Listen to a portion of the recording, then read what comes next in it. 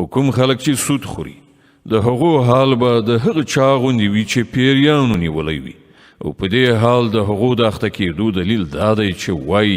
تجارت خو هم لکه سود غوندې شی دی په داسې حال کې چې الله تجارت روا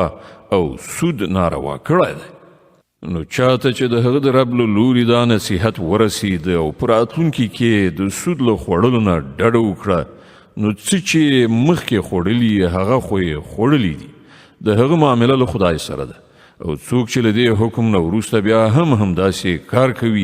هغوی دوزخیان دي تل به پکې اوسیږي الله سود له منځه وړي او خیراتونو ته وده او ښېرازي ورکوي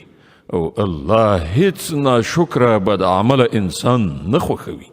هو کوم کسان چې ایمان راوړي او غوره عملونه وکړي او زکات ورکړي د هغو ثواب بېشکه د هغو له رب سره دی او پر هغو څه ویره او کړاو نشته ای مؤمنانو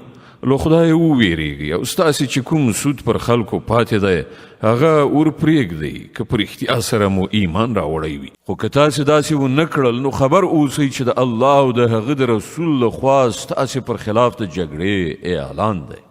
که اوس هم توبه وباسئ او سود پرېږدئ نو تاسې د خپلې پانګې اخیستلو حقدار یاست نه تاسې ظلم کوئ او نه به پر تاسې ظلم وشي